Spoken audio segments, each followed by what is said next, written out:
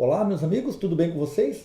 O tema da nossa aula de hoje é o tema envolvendo as regiões polares. Nós vamos ver algumas características gerais das regiões polares, depois vamos focar a nossa atenção em cada uma dessas regiões, né? Trabalhando as questões mais importantes sobre o Ártico e depois analisando um pouco as questões envolvendo a Antártica.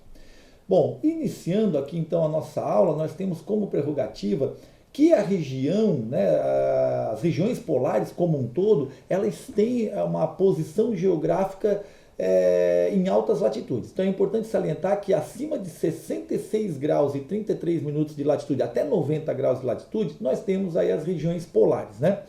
Essas regiões são regiões marcadas por características naturais bem específicas, né? Como por exemplo, frio extremo, então as temperaturas ficam negativas praticamente quase o ano inteiro.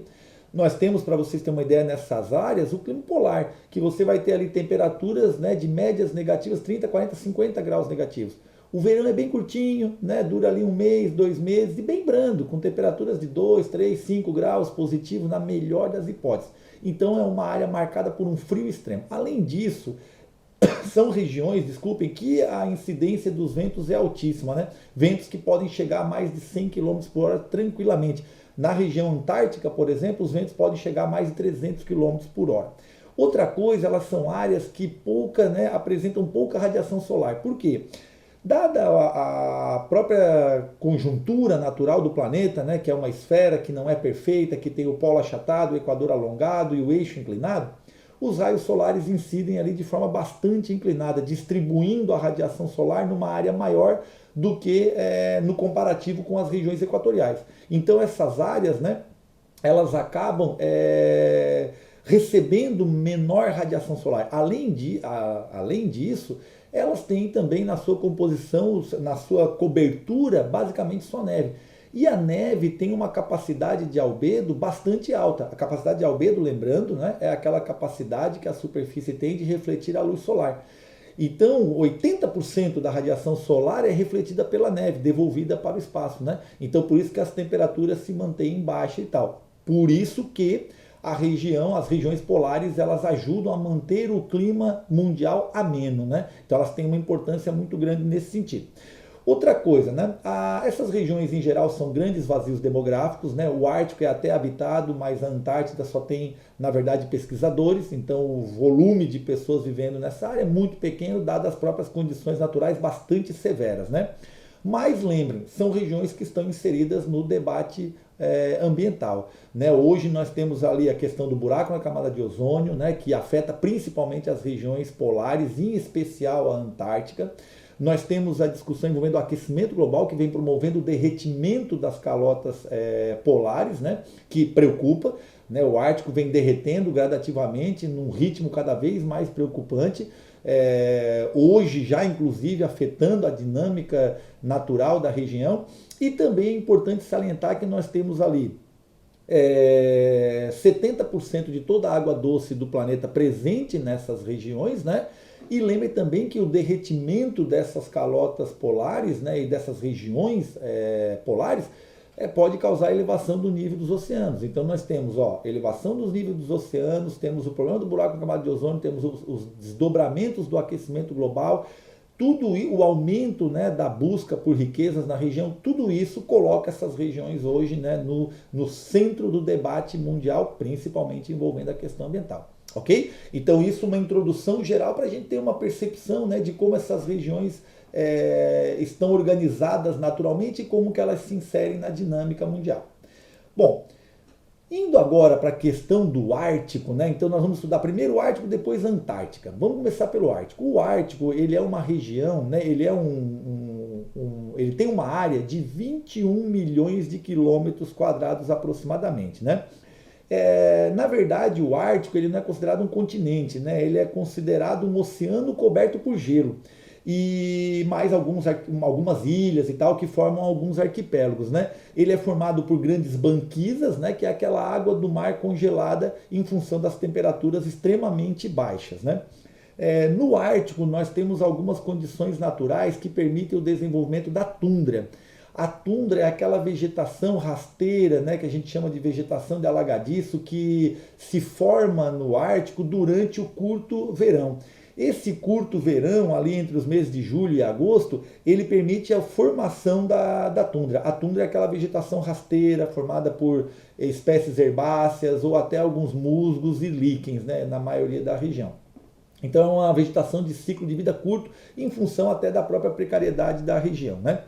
Outra coisa, essa da precariedade não, né? Melhor dizendo, das condições naturais difíceis, né, da região, solo congelado praticamente o ano inteiro e tudo mais. Então a tundra vai se formar nesse período aí de degelo, né, que ocorre no curto verão, que vai criar um ambiente favorável ao desenvolvimento dessa vegetação. Quanto à questão da população, o Ártico tem uma população de mais ou menos 4 milhões de habitantes, né, distribuídos por todo o Ártico, né? 10% mais ou menos dessa população é formada por indígenas, comunidades nativas que vivem, né, há séculos na região e se adaptaram na região. Dentre essas comunidades, que são diversas, né, vale a pena destacar, até por uma questão de vocês na hora de estudar para os vestibulares, a questão dos lapões, né? Os lapões, como vocês podem ver aqui no canto, na parte esquerda dessa imagem, ó, que eu projetei, que ocupam ali regiões principalmente, né, setentrionais da Escandinávia, ali entre a Noruega, a Suécia e a Finlândia, estão vendo? Ó? Esses lapões, né, são comunidades que vivem nesse ambiente, se adaptaram nesse ambiente extremamente hostil, né, em função das condições naturais. E também vale mencionar, né, o povo Inuit, que habita a região do Canadá. Região essa que hoje a gente chama de território do Nunavut, né, um território formado a partir dos anos 90 aí, no Canadá, e que historicamente foi habitado pela população Inuit, né, que também se adaptou à vida nesse ambiente extremamente hostil, que é a região norte do Canadá, né, já ali no Ártico, ok? Então nós temos uma população ao todo de algo em torno de 4 milhões de pessoas, 10% disso mais ou menos, né, população nativa, ok? Bom, a outra questão, diferentemente da Antártica, o Ártico ele tem dono, né? Ele tem países que o controlam. Quem controla o Ártico, né? Os países que têm áreas territoriais no Ártico. Então hoje nós temos ali os Estados Unidos, né, que tem o Alasca, que está inserido na região do Ártico. Nós temos o Canadá, nós temos a Noruega, a Finlândia, a Suécia e a Rússia, né?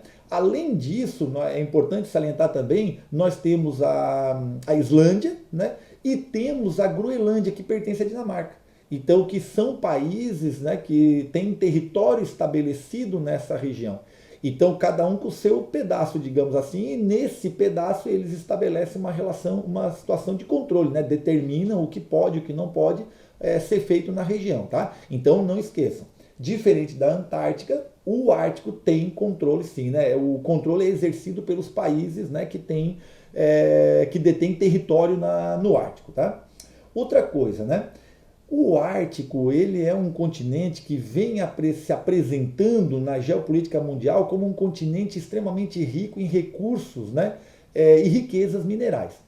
Isso vem chamando a atenção na escala global, né, dos países na escala global. Além disso, o derretimento do Ártico está colocando essas riquezas em evidência e está ampliando a possibilidade de exploração dessas riquezas. Então não esqueçam, está aumentando de forma bastante significativa o interesse dos países pela exploração econômica do Ártico, em especial dos Estados Unidos. Os Estados Unidos já chegou até a propor a compra da Groenlândia para a Dinamarca, né, durante o governo atual, né, da Donald Trump. Então, isso mostra que à medida que os desdobramentos do aquecimento global vêm afetando o Ártico, essas riquezas vêm ficando mais evidentes e a facilidade para explorar essas riquezas vem aumentando. Então, hoje o Ártico, acredita-se, né, que só no Ártico estejam 25% das reservas de petróleo do mundo ainda não descobertas. Então, quer dizer, petróleo e gás natural. Então, isso acaba atraindo interesse para a região, né? Porque são dois recursos que o mundo procura em larga escala e utiliza em larga escala. Além disso, acredita-se que a região também tenha muito ouro, né? Tenha muito diamante, então, quer dizer, tenham urânio, então tem outras riquezas também de grande interesse dos países, né? Então é um continente extremamente rico do ponto de vista mineral, e isso vem atraindo a atenção, né? E vem gerando interesse dos países em aumentar o controle e a proteção das suas áreas, né? Outra coisa, o Ártico vem vivendo uma situação agora bastante inusitada, né? Lembrem que a navegação pelo Ártico ela é bastante dificultada em função do clima, né, e das condições naturais, né? Então, boa parte do ano toda a região fica congelada e os barcos não conseguem passar. No curto verão, você tem alguns trechos que se tornam navegáveis, né, por culpa da mudança na estação. Mas, em geral, a navegação pela região não é uma coisa que historicamente conseguiu se desenvolver em função das condições naturais. Porém, a gente vem vivenciando um derretimento do Ártico cada vez mais significativo, né? Dos anos 50 para cá, acredita-se, né, pesquisas vêm mostrando que algo em torno entre 25% a 40% do Ártico já derreteu, né, de forma permanente, por culpa do aquecimento global.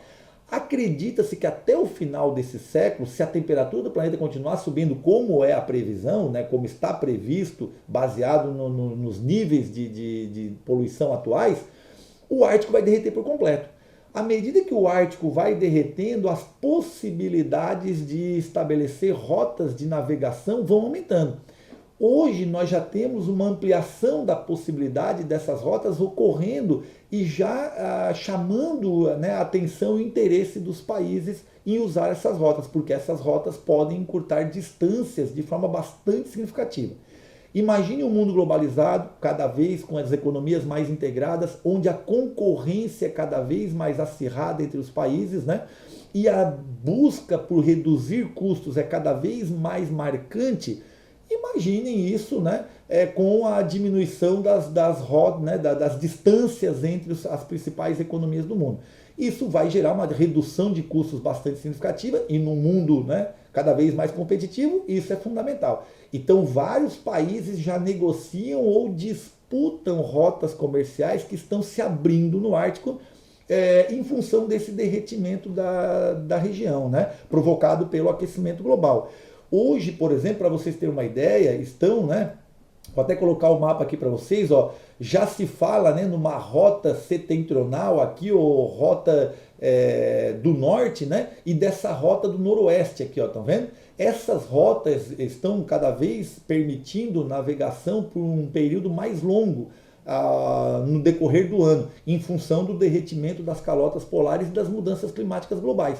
E isso está promovendo, né, ou está ampliando o interesse dos países na região. Olha só, para vocês terem um exemplo, né, do que nós estamos falando em termos de vantagem econômica com o estabelecimento dessas rotas, vale salientar assim, ó. Se você sair hoje, né, do porto de Roterdã, por exemplo, né, lá na Holanda, que é um dos mais movimentados, acho que é o mais movimentado da Europa, e levar uma carga, por exemplo, até a costa oeste dos Estados Unidos, passando pelo a rota oficial, você vai passar pelo Canal do Panamá, né? Pela rota do noroeste, por exemplo, você vai por cima pelo Ártico, né? À medida que ele vai derretendo, essa rota vai se tornando cada vez mais plausível de ser aproveitada por mais tempo ao longo do ano. Por essa rota você tem uma economia de nada mais, nada menos do que 3.700 quilômetros, né, na rota. Uma diminuição, uma redução de 3.700 quilômetros. Imaginem custo, né, quanto que isso não vai significar em termos de redução. Então dá para vocês verem o porquê, né, do interesse do presidente Donald Trump em comprar a Groenlândia, né, da Dinamarca. Outra coisa, pela rota do norte ou rota setentrional, um exemplo, né, se vocês fizerem uma pesquisa na internet, vocês vão ver vários exemplos, né, de viagens por essa rota e o quanto isso reduz em termos de distância. Mas um exemplo para vocês terem uma ideia, se referindo ao Japão, vamos supor, saindo, por exemplo, se você fizer a rota do mesmo porto, porto de Roterdã, na Holanda, até o porto de Yokohama, lá no Japão, se você fizer a rota tradicional, você vai pelo Oceano Índico, passa pelo Canal de Suez para chegar lá na Europa, né? Pela rota do Ártico, por exemplo, essa rota setentrional ou rota do norte, você tem uma economia, uma redução de 8.700 quilômetros de distância. Então dá para vocês imaginarem, né, o porquê que os países estão, né, tão interessados assim na região, tá? Mas lembrem, isso é fruto de um problema, de uma tragédia ambiental, né?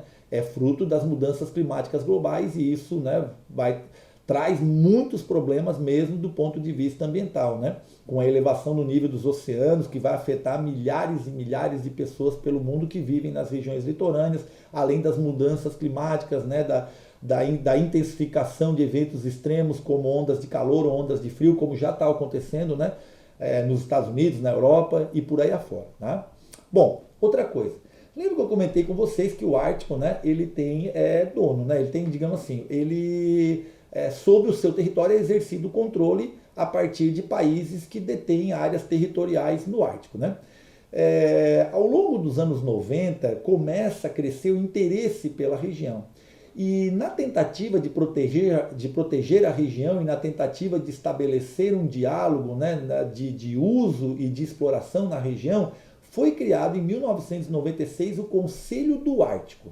Esse Conselho do Ártico, né, existe até hoje, é um conselho extremamente importante. A última reunião foi o ano passado. Se vocês repararem, apareceu em várias provas de vestibular. Ele é composto pelos 8 países que têm área territorial no Ártico, né? Como vocês podem ver nessa imagem aqui, ó. Então nós temos os Estados Unidos, o Canadá, a Dinamarca, a Islândia, a Noruega, a Suécia, a Finlândia e a Rússia, tá vendo?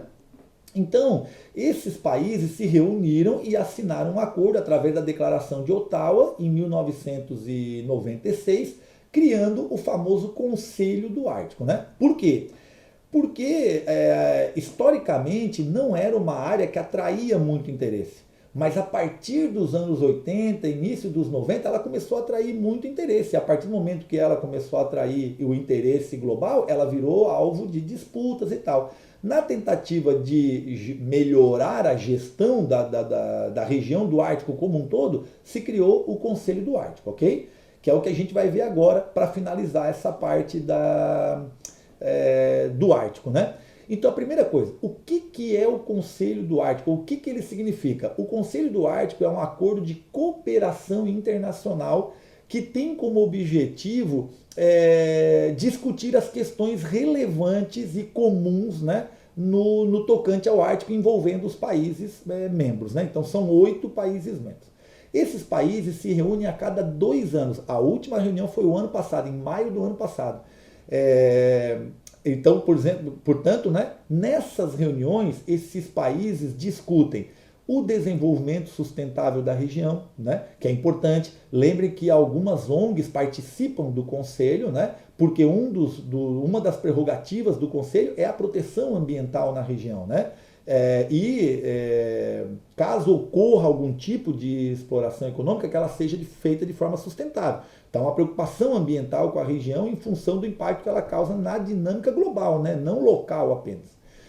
Outra coisa que eles discutem nessas reuniões, né? A preservação do patrimônio indígena. Lembre que várias comunidades vivem ali, né, nessas áreas e precisam ter a sua cultura e o seu modo de vida protegido. A degradação do Ártico e a exploração irracional das suas riquezas pode levar ao fim dessas culturas e desses povos, né? Então é importante trabalhar a preservação do patrimônio, né, histórico, cultural e a própria manutenção dessas populações, principalmente as nativas, que vivem nesses territórios, né? E portanto, né, tem direito sobre esse território, né? Esse direito conquistado historicamente. Então é um item bastante discutido nessas reuniões. E uma outra coisa que também é sempre palco de discussão e debate nos encontros é a questão do progresso econômico da região. Né? Com a cada vez maior descoberta de riquezas na região, os países têm que negociar acordos, né? Que, por exemplo, possam ou permitam ao aproveitamento econômico sem nenhum tipo de prejuízo né, do ponto de vista ambiental, do ponto de vista das populações e mesmo, né, do ponto de vista dos interesses dos seus membros. Então essas reuniões são fundamentais. Desde quando foi criado, em 1996, sempre houve um certo consenso na reunião e sempre os países conseguiram fechar os seus acordos, né, e buscar uma política comum no trato com a região. Porém, no último encontro, né, é importante que seja salientado, o ano passado, a postura do presidente Donald Trump preocupou, né, o grupo. E pela primeira vez o grupo termina a reunião sem chegar num consenso e o grupo termina a reunião sem chegar num acordo. Por quê? Porque a partir do governo Donald Trump, né, vem crescendo declaradamente o interesse mercantilista dos Estados Unidos na região. Os Estados Unidos ficou a reunião inteira demarcando, né, a importância econômica da região em função das riquezas que lá existem, né, como o petróleo, o gás natural, o urânio, o ouro, o diamante e por aí afora. Então os Estados Unidos hoje, né, não aceita que está ocorrendo o aquecimento global, né, e as mudanças climáticas. Ele não, né, o governo Donald Trump não admite que isso é uma realidade, tanto é que saiu até do Acordo de Paris, né, alegando que o aquecimento global é uma invenção, que não é algo concreto. Então ele se recusou, né, a discutir essa questão da degradação ambiental e do aquecimento global e a relação disso com o Ártico, e mostrou claramente na reunião uma postura mercantilista, o que preocupou os outros 7 membros do acordo, né? Então, quer dizer, do grupo. Então, isso mostra uma perspectiva cada vez mais mercantilista do governo americano na região, o que é bastante preocupante, afinal de contas, a região tem uma importância grande do ponto de vista natural. Bom, para finalizar, 2 coisinhas, né? Lembrem que hoje se fala numa espécie de corrida armamentista e nova Guerra Fria no Ártico, tá? Se isso aparecer numa prova de vestibular, lembre que é verdadeiro, né? Muitos pesquisadores vêm percebendo, né? Muitos cientistas políticos vêm percebendo um aumento da tensão e da militarização da região do Ártico, né? Cada governo tentando controlar e demonstrar um efetivo poder sobre a sua área, né? Então vem crescendo essa militarização da região, instalação de bases militares, o aumento da presença dos exércitos, né, e que garantam, né, a soberania ali na região. Isso preocupa, né? Isso vem recebendo o nome de nova, né, de Guerra Fria do Ártico, vamos dizer assim.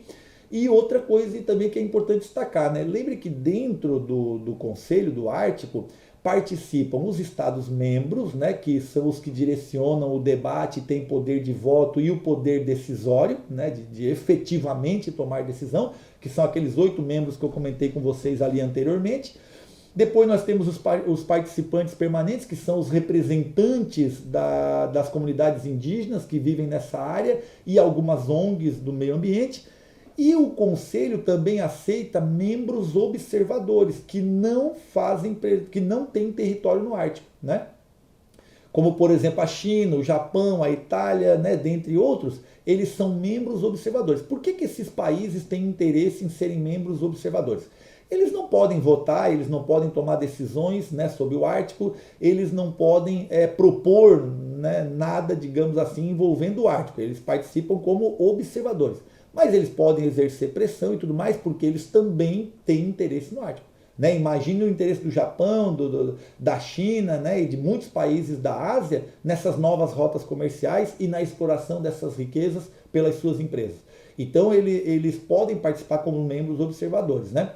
A importância de participar como membro observador é que eles podem, né, acompanhar o debate sobre o Ártico e podem pressionar os países, né, que têm, né, os Estados-membros que têm poder decisório, ok? Então lembrem, no Conselho do Ártico é aceito sim, né, são aceitos, melhor dizendo, países, né, que não têm território no Ártico e que se apresentam como observadores, ok? Até aqui tudo bem, pessoal? Deu para pegar certinho? Então vamos dar sequência aqui, indo agora para a Antártida. Deixa eu colocar aqui, né? O continente, a Antártica, desculpem, é um continente, tá, pessoal? Diferente do Ártico, né, que é um oceano coberto de gelo. A Antártica é um continente de 14 milhões de quilômetros quadrados aproximadamente, né, que forma um grande planalto coberto com gelo, né? Esse planalto ele tem um relevo bastante montanhoso e irregular e todo coberto de gelo, obviamente, né? Com altitudes que podem variar entre 1.500 a até 4.000 metros, né, de altitude. Então é uma área bem diferenciada, né? É um continente propriamente dito, com 14 milhões de quilômetros quadrados, só que, né, com um relevo bastante irregular e todo coberto de gelo. É o continente mais frio do planeta e mais seco. A gente chama ele de deserto gelado, né? As temperaturas mais frias já registradas no planeta foram na Antártica. menos 89 graus, para vocês terem uma ideia, né? Além disso, ele é extremamente seco, né? A precipitação é mínima e quando ocorre, ocorre na forma de neve. Então, quer dizer, é um deserto gelado, né? Outra coisa importante, tá? É um ambiente extremamente hostil, pode ver ali, a gente não encontra desenvolvimento de vegetação, né? Você não encontra tundra igual encontra, por exemplo, no Ártico, né? Por quê? Porque é um ambiente extremamente hostil desse ponto de vista. Sem contar que além de ser frio, além de ser seco, a noite polar ela dura de 4 a 6 meses. Ela se estende durante todo o longo inverno. E o inverno é longo e com temperaturas negativas o tempo inteiro. O verão é muito curtinho, insignificante e passa despercebido. E além disso, os ventos na região são violentíssimos, né? Venta o tempo inteiro na região. E os ventos podem chegar, né, já foram registrados na região, ventos de mais de 300 km por hora. O recorde foi 327 km por hora, né, os ventos. Então imagina, né, seco, coberto por gelo, ventando constantemente, né, com uma noite polar que dura meses, ou seja, um ambiente extremamente hostil para o desenvolvimento, né, para a ocupação, vamos dizer assim. Então, ele é uma área inabitável, né, do ponto de vista de ocupações humanas, né, obviamente. Lembrando, é uma área muito rica em biodiversidade natural, né, com milhares de espécies que vivem ali, se adaptaram ali, né?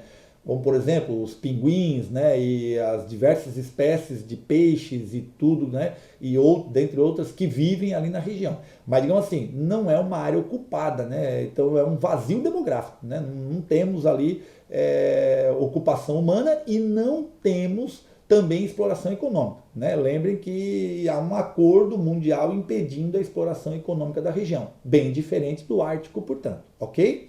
Bom, então isso aí é uma breve introdução para vocês situarem, né? Outra coisa que é importante salientar, ao longo do século XIX, ao longo do século XX, vamos botar assim, é melhor.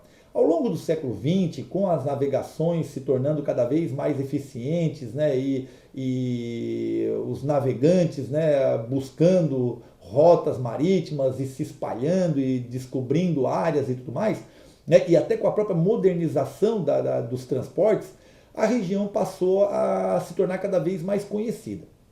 A partir do momento que ela foi se tornando cada vez mais conhecida, foi surgindo interesse na região. Então, vários países começaram a demonstrar interesses na região em função desse conhecimento cada vez maior da região.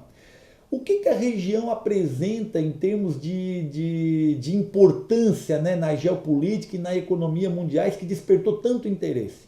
Primeiro, uma localização privilegiada. É um lugar ideal, né, em termos globais para você instalar bases militares e realizar testes nucleares e lançar, por exemplo, satélites. Então, quer dizer, né, é uma área que tem um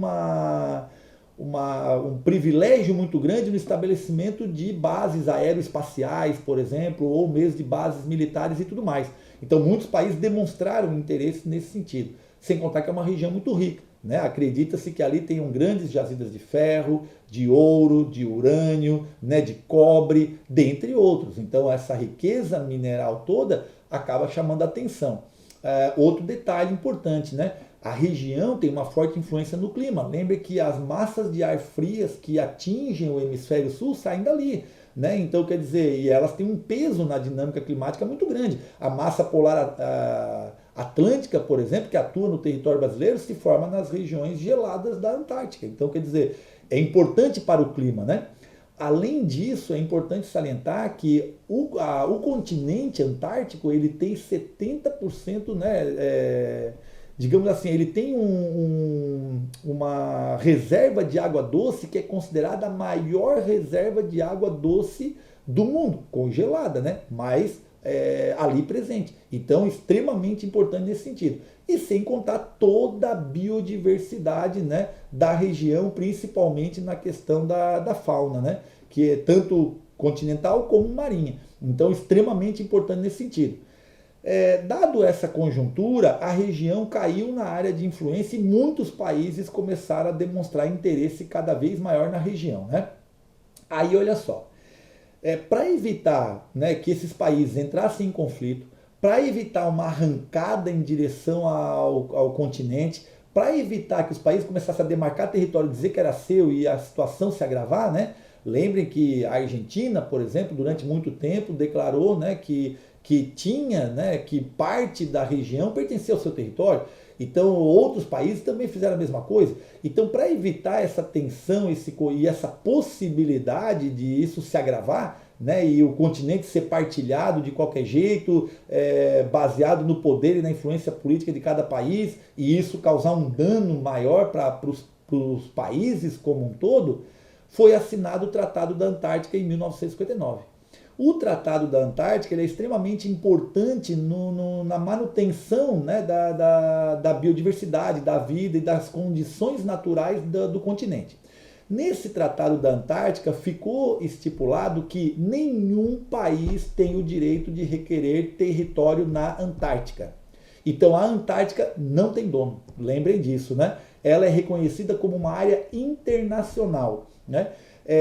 Qualquer atividade econômica de exploração de recursos e qualquer atividade militar está proibida no continente da Antártica.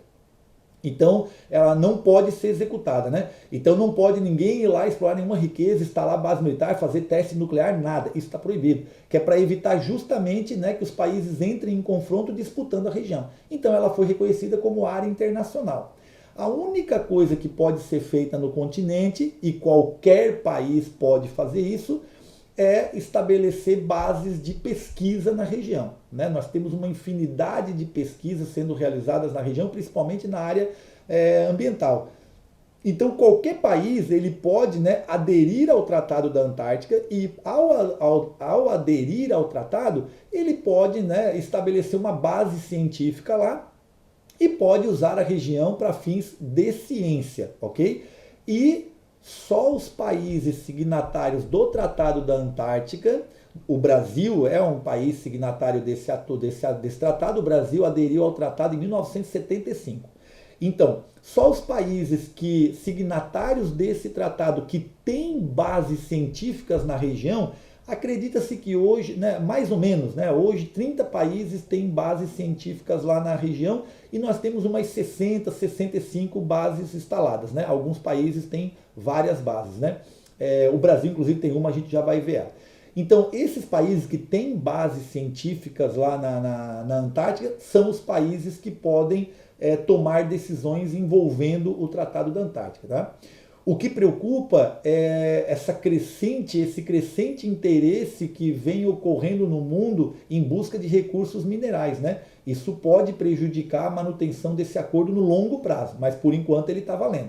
Então todos os países que têm base científica lá e que participam do Tratado da Antártica participam das tomadas de decisões sobre, né, o que pode e o que não pode ser feito no continente, ok? Lembre que o continente, então, é patrimônio natural e, portanto, não pode ter nenhum tipo de exploração econômica ou militar, né?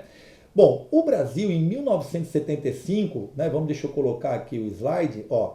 Em 1975, o Brasil aderiu ao Tratado da Antártica e passou a fazer parte. Em 1982, o Brasil criou um programa, o Programa Antártico Brasileiro, o PROANTAR. Esse Programa Antártico Brasileiro resultou na construção de uma base científica lá na Antártica, né? Que ficou conhecida como Base Brasileira de Comandante Ferraz. Então ela foi construída em 1984 e lá o Brasil realiza uma série de pesquisas.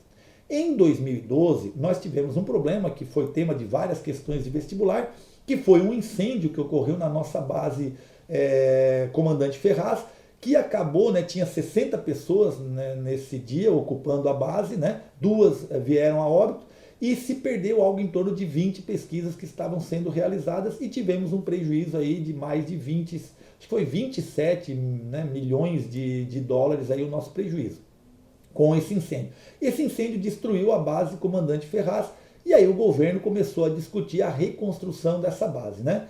Essa base foi reconstruída e foi inaugurada este ano, em janeiro desse ano. Está aqui a base nova, tá vendo?